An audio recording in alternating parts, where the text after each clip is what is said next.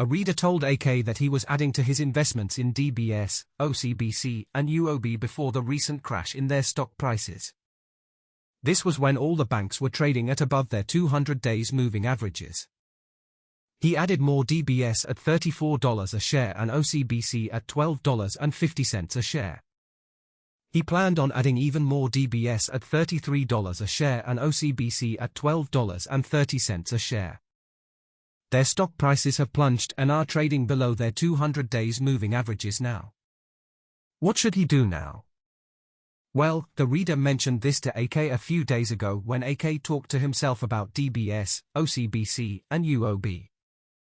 Specifically, about their charts.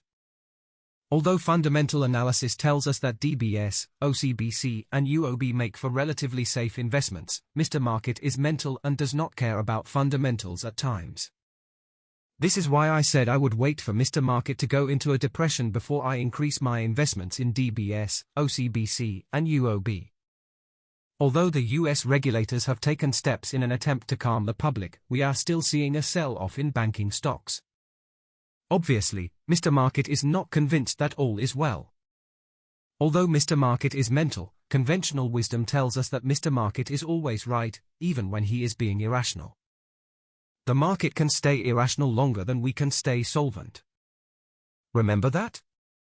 Despite a statement from the Monetary Authority of Singapore declaring that Singapore's banks are well capitalized, DBS, OCBC and UOB's share prices are plunging.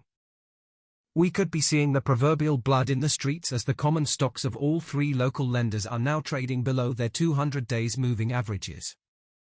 With the momentum oscillators negative and no sign of a positive divergence for DBS and UOB, I expect the stock prices of these two banks to suffer more than OCBC's. OCBC is in a slightly better position as the MFI, a momentum oscillator which I favor, shows a higher low even as the stock price hits a lower low. So, I placed an overnight buy order for OCBC at under $12 a share and it was filled this morning.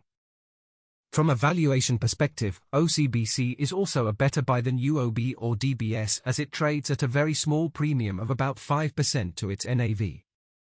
Approximately, UOB trades at a 15% premium while DBS trades at a whopping 45% premium to NAV. To be honest, I would not be surprised if stock prices continue falling from here. Although I increased my investment in OCBC today, it is only a nibble and a very small one too. The bearish sentiment is very strong right now and it is probably a bad idea to fight Mr. Market. Too much dust in the air. Still, the dust will settle at some point. So, don't do a Chicken Little. The sky is not falling. I am staying invested in DBS, OCBC and UOB as they are unlikely to implode like Silicon Valley Bank did. If the stock prices of DBS, OCBC and UOB continue to decline, better entry points should present themselves eventually. I hope I would have the resources to add to my investments then.